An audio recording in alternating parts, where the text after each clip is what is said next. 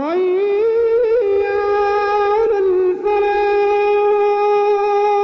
اور بزرگوں، ہم سبھی اس بات سے اچھی طرح واقف ہیں کہ آج ارض مقدسہ جسے کہا جاتا ہے وہاں خون ریز جنگ جاری ہے، بلکہ ہم کہہ سکتے ہیں کہ انسانی درندگی کا کھیل کھیلا جا رہا ہے، اور اسرائیلی جارحیت اپنی عروج پر ہے، اور ہر زمانے کے دہشت گردوں کی طرح دہشت گرد کے ہی اوصاف ہوتے ہیں کہ وہ اپنے نزدیک کسی چیز کو اعتبار اس کا نہیں ہوتا اور کسی چیز کا وہ لحاظ نہیں کرتا، جسے ہم انسانی درندگی کہہ سکتے ہیں۔ اور یہ وہی لوگ کرتے ہیں جن کے دل پتھر ہو چکے ہیں، یا پتھر سے زیادہ جن کے دل سخت ہیں، جن کی انسانیت مر چکی ہے، جن کا ضمیر مر چکا ہے،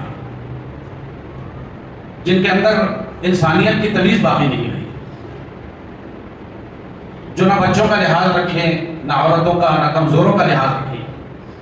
یہ دنیا کی سب سے بڑی جارحیت اور سب سے بڑا دہشت گردی کا نشان ہے، اور یہی کھیل اس ارض مقدسہ میں آج کھیلا جا رہا ہے۔ اللہ تعالیٰ نے قرآن مجید میں مختلف مقامات پر اس ارض مقدس کا، اس سرزمین، مقدس سرزمین کا ذکر اللہ تعالیٰ نے کیا۔ میں نے جو آیت کریمہ آپ کے سامنے تلاوت کی سورہ انبیاء کی 17ویں آیت ہے، اللہ تعالیٰ نے اس میں بھی یہ بتایا کہ ہم نے حضرت ابراہیم علیہ السلام کو بھی اور پھر حضرت لوط علیہ السلام کو بھی ان کی اپنی سرزمین سے نکال کر مقدس اور بابرکت زمین کی طرف ہم ان کو لے آئے۔ یعنی حضرت لوط علیہ السلام نے ہجرت کر کے فلسطین کا رخ کیا، فلسطین میں اپنا مقام بنایا، فلسطین کو اپنا مسکن بنایا۔ حضرت ابراہیم علیہ السلام نے عراق سے ہجرت کر کے شام اور فلسطین گئے اور وہاں آپ نے قیام فرمایا۔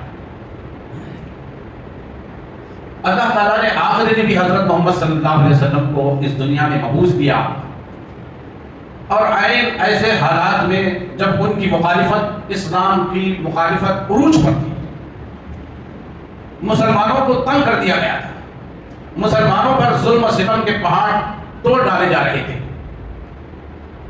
ایسے عین وقت میں اللہ تعالیٰ نے نبی اکرم صلی اللہ علیہ وسلم کو معراج کے سفر پر بلایا۔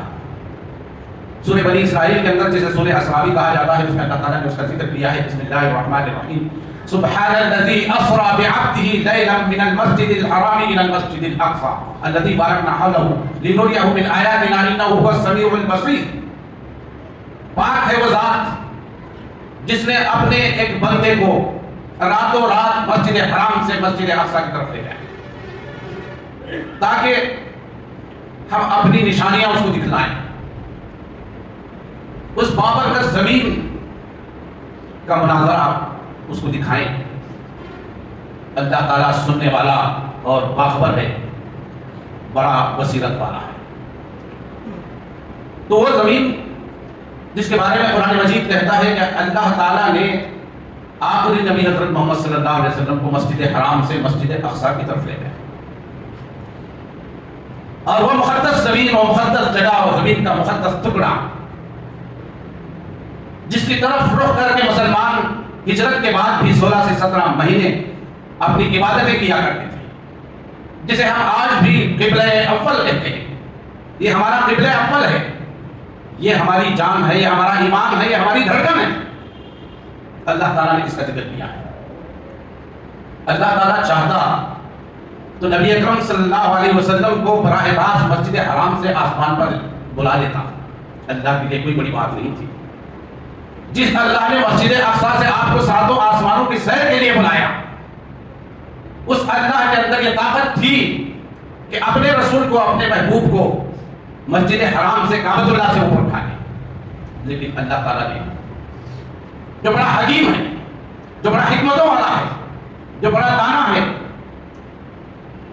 جو علم غیب رکھنے والا ہے، اللہ کو پتا تھا کہ آنے والا زمانہ ایسا آئے گا کہ کہیں مسلمان اس کی تقدس اور اس کی بابرکت سے ان کا ذہن اوجھل نہ ہو جائے، اسے غیر معمولی سمجھنے نہ لگے.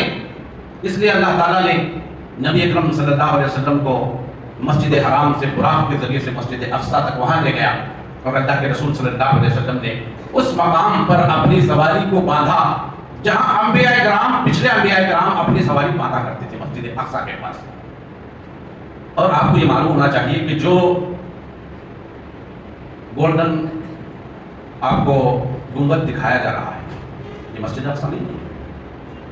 یہ یہودی سازشیں ہمیشہ مسلمانوں کو ان کا ڈائریکشن چینج کرنے کے لیے، ان کے ذہن میں یہ بات بٹھانے کے لیے کہ یہ مسجد اقصیٰ ہے، یہ بیت المقدس ہے. بیت المقدس نہیں ہے جو ہم اپنے بہت سارے سوشل میڈیا میں ہر جگہ دیکھتے ہیں.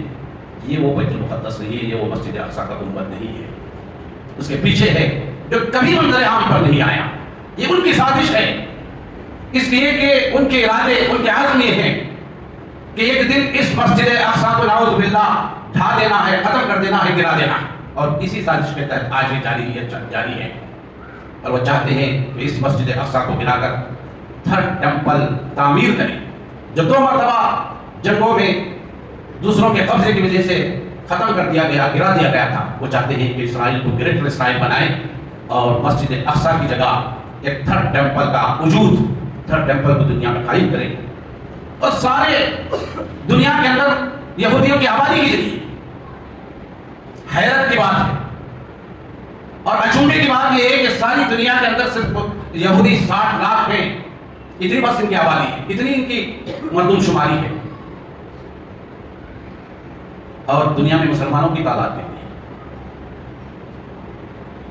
جہاں مسلمان کفر کے ماتحت زندگی گزار رہے ہیں، اسی اس بڑے ملک کے اندر سب سے زیادہ آبادی 20-25 کروڑ کی آبادی مسلمانوں کی یہاں ہے، جہاں غلامی کی زندگی مسلمان گزار رہے ہیں. اور ان کی تعداد صرف 60 لاکھ ہے دنیا کے اندر، اور پوری دنیا پر اپنا شکنجہ گاڑے ہوئے ہیں، اور خنجر کی طرح اسرائیل کو عرب ممالک کے اندر گاڑ دیا گیا.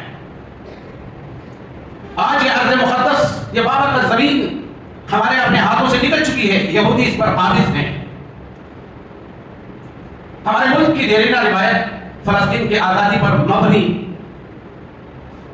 اس کا نظریہ تھا، اس کی فکر تھی.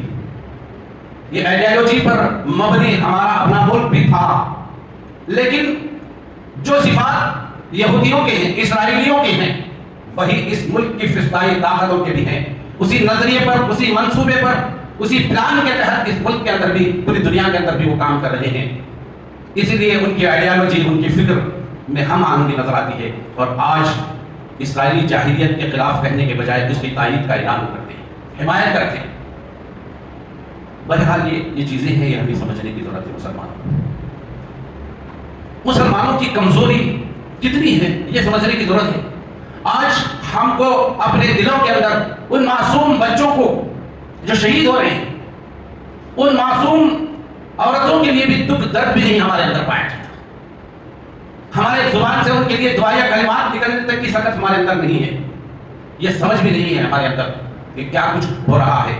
دنیا جو کچھ دکھا رہی ہے، میڈیا تو اس کا پروردہ ہے، پالا ہوا ہے، ان کے اشاروں پر چل رہا ہے. چاہے وہ ہمارے اپنے ملک کا میڈیا ہو یا مغربی میڈیا ہو، سارے اس بات پر لگے ہوئے ہیں کہ مسلمانوں کو ہر جگہ مسلمانوں کو دہشت گرد، ٹیررسٹ بتائیں. جہاں مسلمان پس رہے ہیں، جہاں ہسپتال میں زخموں سے چور بچے مریض موجود تھے، اس پر حملہ کر کے بھی یہ کہا جا رہا ہے کہ مسلمان قاسم ہیں، مسلمان دہشت گرد ہیں، مسلمان خوری ہیں. کتنی بڑی تعجب کی بات ہے، یہ ہنسنے کی بات ہے. کمزوروں پر، مریضوں پر، بیماروں پر، ہسپتالوں پر، اسکولوں پر، کالجز پر، یونیورسٹیز پر حملہ کر کے معصوموں کی جان لی جائے اور پھر انہی کو مورد الزام ٹھہرایا جائے، انہی کو دہشت گرد کہا جائے. اس سے بڑے اچھوبے کی بات کیا ہو سکتی ہے؟ اور دوسری بات یہ کہ سارے دنیا کے مغربی ممالک اس کی پشت پناہی پر علیہ اعلان آ کے کھڑے ہوئے اور کہہ رہے ہیں کہ ہم تمہارے ساتھ، تمہاری حمایت کرتے ہیں. اور مسلمانوں کا کیا حال ہے؟ 57 مسلم ممالک ہیں، زبانی دعوے تک ان کے کھل کر جرأتانہ طور پر ان کے سامنے نہیں آ رہی ہے. ہاں تک کا کچھ باتیں ہو رہی ہیں جس سے کام نہیں چلے گا. یہ سمجھنا ہوگا کہ دنیا کے سارے مظلوم وہ امداد کے، وہ مدد کے، وہ تعاون کے محتاج ہیں. اسلام انصاف کا، قسط کا، عدل کا علم بردار ہے. ہم اس لیے آواز نہیں اٹھا رہے ہیں کہ وہ صرف ہماری مسلمان بھائی ہیں. ہاں یہ مسلمان بھائی ہونے کے ناطے ہم پر دوہری ذمہ داری عائد ہوتی ہے، ہم ضرور کریں، لیکن ایک مسلمان ظالم کے ساتھ کبھی نہیں کھڑا ہو سکتا. اسلام کی تعلیمات یہ ہے کہ چاہے آپ کا بھائی ظالم ہو، اس کی حمایت آپ کو کرنے کا حق حاصل نہیں ہے. انصر اخاک ظالما اور مظلوما کہا گیا اسلام میں. ظالم کوئی بھی ہو اس کا ہاتھ روکو، تمہارا بھائی ہی ظالم کیوں نہ ہو. اور خدا نے اپنے کلام مجید میں مسلمانوں کو یہ تعلیم دی، جنگ کی حالت میں ہو تب بھی تم دوسرے دشمن پر ظلم کا رویہ اختیار نہیں کر سکتے. ولا یجرمنکم شنآن قوم علی الا تعدلوا اعدلوا هو اقرب للتقوی. اسلام کی ان سفارہ تعلیمات میں یہ بتایا گیا ہے کہ جنگ کی حالت میں بھی تم بچوں پر حملہ نہیں کر سکتے، بچوں کو قتل نہیں کر سکتے، عورتوں پر ہاتھ نہیں اٹھا سکتے، ہرے بھرے باغات کو کاٹ نہیں سکتے، فصلوں کو تباہ نہیں کر سکتے. یہ اسلام کی تعلیمات ہے. آج اسرائیل کیا کر رہا ہے؟ اور یہ مغربی طاقتیں جو بڑا اخلاق کے اور بڑے امن کے، انصاف کے علامتیں ہیں دعوے، یہ آج کس کے ساتھ کھڑے ہیں؟ اسی اسرائیل کے ساتھ جو جاہلیت پر تلا ہوا ہے، جو معصوم شہریوں پر بم برسا رہا ہے، معصوموں کے گھروں کو اجاڑ رہا ہے، جس نے 75 اور 52 صدی مسلمانوں کے ساتھ جاہلیت کا رویہ اختیار کیا، مسلسل یہ کام کرتا رہا. وہ تو مظلوم ٹھہرا، اپنے دفاع کے لیے کسی نے اٹھ کر اپنا مقابلہ کرنے کے لیے اٹھ کھڑا ہوا تو وہ ظالم ٹھہر گئے. یہ لوگ 75 سال سے مسلمانوں پر ظلم ڈھاتے رہے. فلسطین کا 5% حصہ ان کو زمین میں رہنے کے لیے دیا گیا تھا، آج یہ 90% زمین پر قبضہ کیے ہوئے ہیں. وہ اصل باشندے جو مسلمان فلسطینی ہیں، ان کے گھروں کو زبردستی فوج کے ذریعے سے ان کو خالی کرایا جاتا ہے، ان کو بلڈوزر تہس نہس کیا جاتا ہے، ان کو بے دخل کر کے آج اس فلسطین کی 90% زمین پر قابض ہے. یہ غاصب ہے، دوسرے کے گھر میں گھس کر اپنی دادا گیری اور اپنی دہشت گری کا کھیل کھیل رہا. یہ مسلمانوں کو سب سے پہلے سمجھنے کی ضرورت ہے. آج ہمیں اس کی تاریخ معلوم نہیں ہے. آج ہمیں اللہ اور اللہ کے رسول صلی اللہ علیہ وسلم نے اس سلسلے میں کیا باتیں بتائی ہیں ہم سمجھنے کی ضرورت ہے. اللہ کے رسول صلی اللہ علیہ وسلم نے فرمایا کہ جب میں بیت المقدس یا مسجد اقصی پہنچایا تو جتنے انبیاء کرام دنیا کے اندر مبعوث کیے گئے تھے ان ساروں کی امامت اس مسجد اقصی میں میں نے کی. یہ وہ مسجد اقصی ہے جس پر آج یہودی قابض ہیں، مسلمانوں کے روڈ پہ کھڑے نہیں ہوتے. ہم مسلمانوں کو کیا ان بچوں کے بلکتی لاشیں نظر نہیں آتی. وہ انہوں نے عہد کیا ہے دنیا کے مسلمان ہمارا ساتھ دیں یا نہ دیں، لیکن یہ ہمارا اپنا فرض سمجھتے ہیں، ہمارا اپنا جہاد سمجھتے ہیں کہ ہم اپنا دفاع کریں گے. اور بچے کے اندر یہ جذبہ پایا جاتا ہے. آج سارے مسلمانوں کے اندر، سارے عالم کے مسلمانوں کے اندر یہ جذبہ ہونا تھا. اگر یہ جذبہ ہوتا، بزدلی نہ ہوتی، تو آج یہ جرأت ان بزدلوں کو نہیں ہوتی کہ وہ ہمارے اوپر قبضہ کر کے ہم پر حکمرانی چلاتے ہیں. سب سے بزدل قوم اگر دنیا کے اندر ہے وہ تو آپ کو معلوم ہونا چاہیے کہ وہ یہودی ہے. یہ کسی اور نے سند نہیں دی، اللہ تعالیٰ نے سند عطا کی ہے، قرآن مجید میں بتا دیا ہے. یہ موت سے ڈرنے والی قوم ہے. آج جو قوم موت سے ڈرنے والی ہے وہ آج ہم پر حکمرانی کر رہی ہے. جو موت سے کبھی گھبراتے نہیں، موت کو گلے لگانے والی قوم ہے. مسلمان قوم موت کو ڈرنے والی نہیں ہے، بلکہ ایک مسلمان کی، ایک مومن کی آرزو، تمنا یہ ہوتی ہے، خواہش ہوتی ہے کہ میں اللہ کی راہ میں فوت ہو جاؤں، اللہ کی راہ میں قربان ہو جاؤں، شہید ہو جاؤں.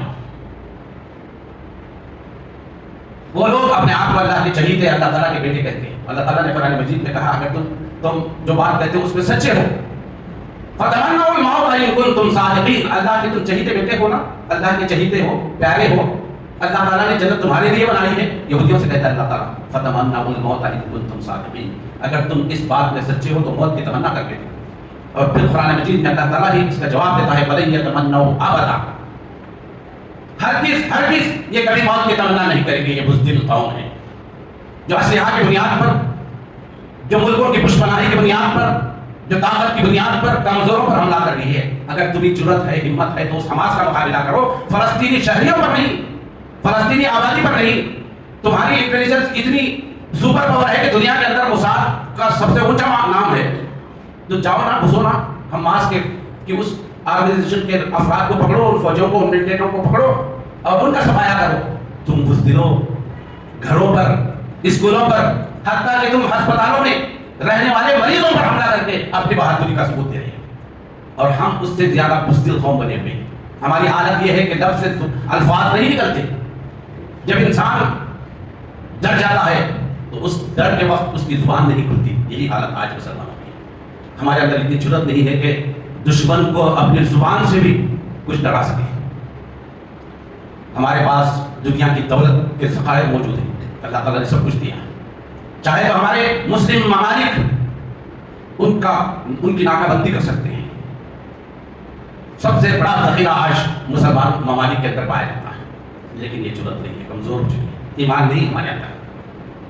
معصوموں کی جان پر ہمارا دل نہیں اضطراب پیدا کرتا. معصوم جانوں کو دیکھ کر ہمارے اندر تڑپ پیدا نہیں ہوتی، ہمارا خون کھول نہیں جاتا. ہمارا ایمان نہیں ہے، کمزور ہے. دعا کریں، ہمارے ہاتھ اٹھتے نہیں ہیں اور اٹھیں گی بھی تو امید نہیں ہے کہ اللہ تعالیٰ ان ہاتھ اٹھے ہوئے دعاؤں کو قبول بھی فرمائے. ہمارے اعمال یہ ہیں. وضع میں تم ہو نصارا تو تمدن میں حروف. یہ مسلمان ہیں جنہیں دیکھ کے شرمائے ہو. یہ ہماری حالت ہے. ہماری وضاحت، ہماری تہذیب، ہمارا تمدن، ہمارے آئیڈیالوجی، ہمارا نمونہ، ہمارے رہنما کون ہیں؟ یہی مغربی دل دادا لوگ ہیں. انہی مغربی لوگوں کے کلچر کو، تہذیب کو، وضاحت کو، انہی کی سب کچھ ہم نے اپنا لیا. جسمانی غلامی نہیں ہے ہماری، ہم ذہنی طور پر غلام ہیں. ذہنی غلامی میں مبتلا ہے مسلمان. بہرحال اللہ کے رسول صلی اللہ علیہ وسلم نے فرمایا کہ یہ اس سرزمین، اللہ کے رسول صلی اللہ علیہ وسلم سے حضرت ابو ذر رضی اللہ تعالیٰ عنہ نے پوچھا کہ اللہ کے رسول صلی اللہ علیہ وسلم دنیا میں اللہ کی عبادت کا سب سے پہلا گھر کون سا تعمیر کیا؟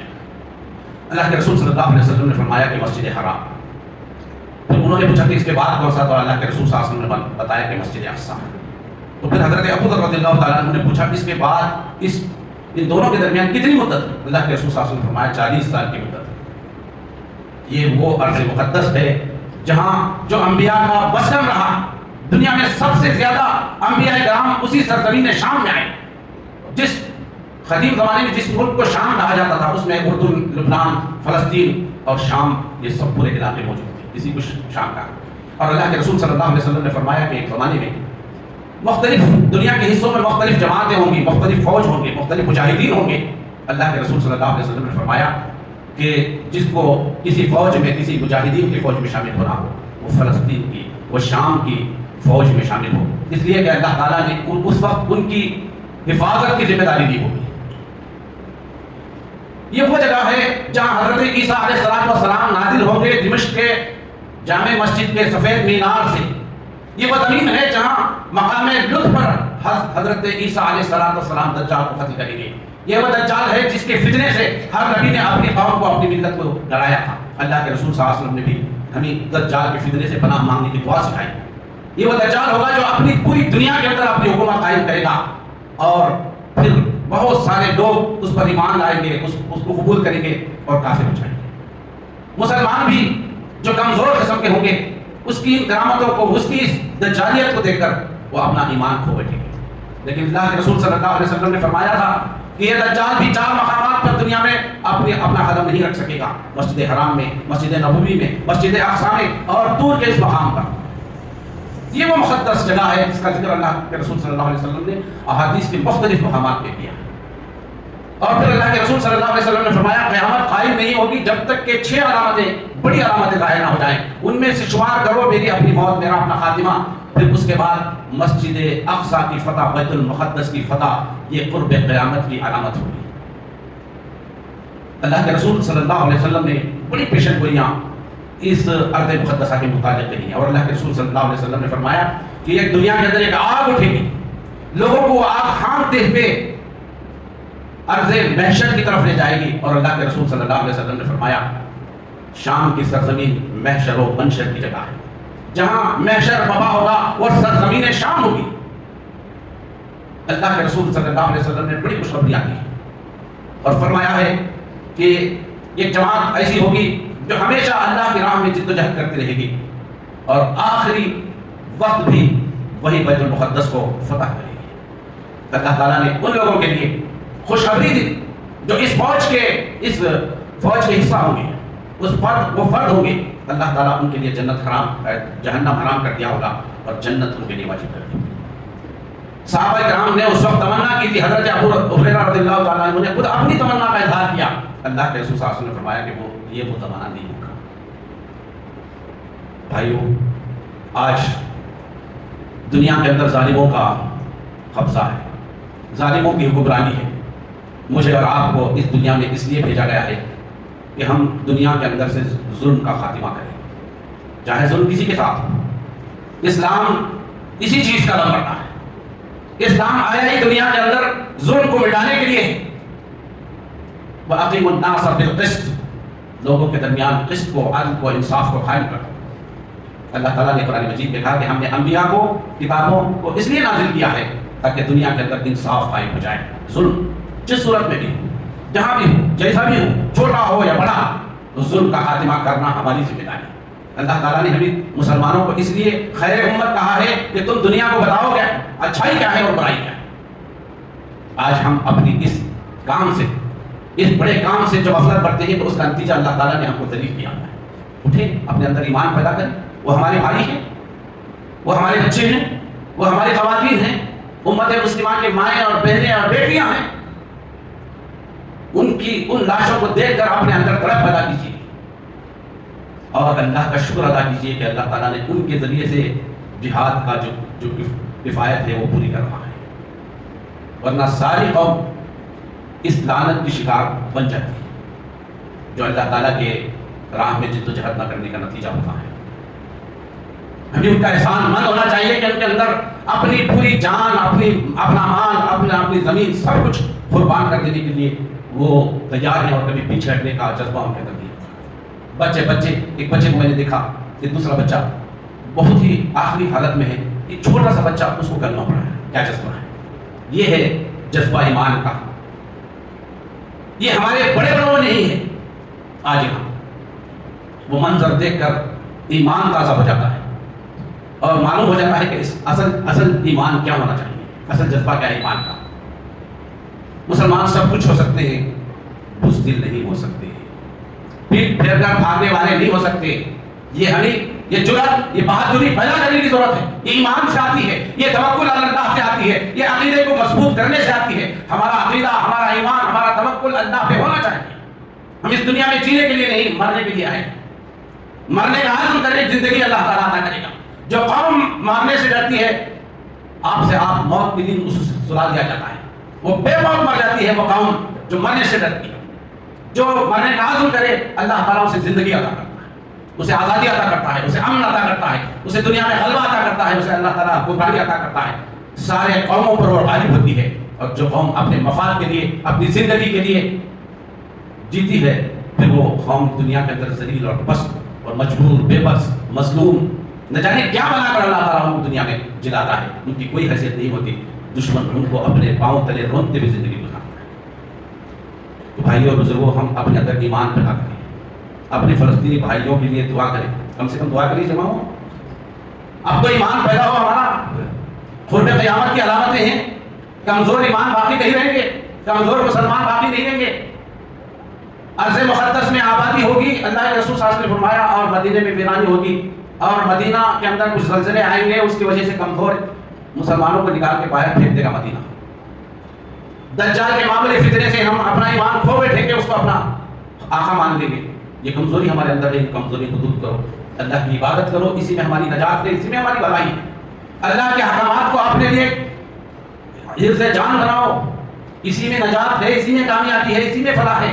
دنیا کی کب تک رہے گی؟